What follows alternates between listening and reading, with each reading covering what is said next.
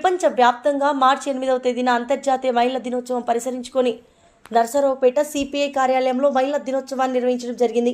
ఈ సందర్భంగా ఆంధ్రప్రదేశ్ మహిళా సమైక్య జిల్లా ప్రధాన కార్యదర్శి కామ్రేడ్ కోల స్వాతి మాట్లాడుతూ 100 సంవత్సరాలు పైబడి మహిళపై జరుగుతున్నటువంటి ఆకృత్యాలు పైన లైంగిక వేధింపులపైన ప్రపంచవ్యాప్తంగా అనేక ఉద్యమాలు నిర్వహించడం జరిగిందని, అంతర్జాతీయంగా మహిళల ఆర్థికంగా, రాజకీయంగా, సామాజికంగా సాధికారతను సాధిస్తేనే ప్రపంచం అభివృద్ధి చెందుతుందని, చట్టసభలో మహిళలకు ప్రత్యేక రిజర్వేషన్ కావాలని పార్లమెంటు ఆనాడు ప్రముఖ కమ్యూనిస్టు యోధురాలు ఉత్తమ పార్లమెంటేరియన్ గీతా ముఖర్జీ చట్టాలు చేసి పోరాటాలు చేసి ఘనత ఆమెకి దక్కుతుందని అన్నారు।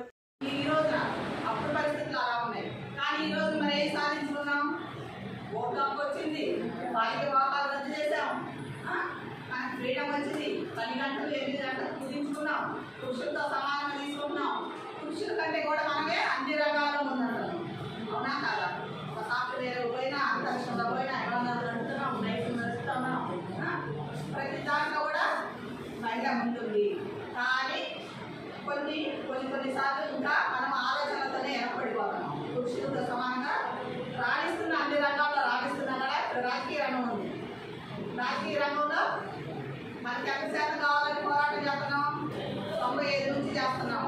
మనకి మహిళకి 33% రిజర్వేషన్ రావాలి।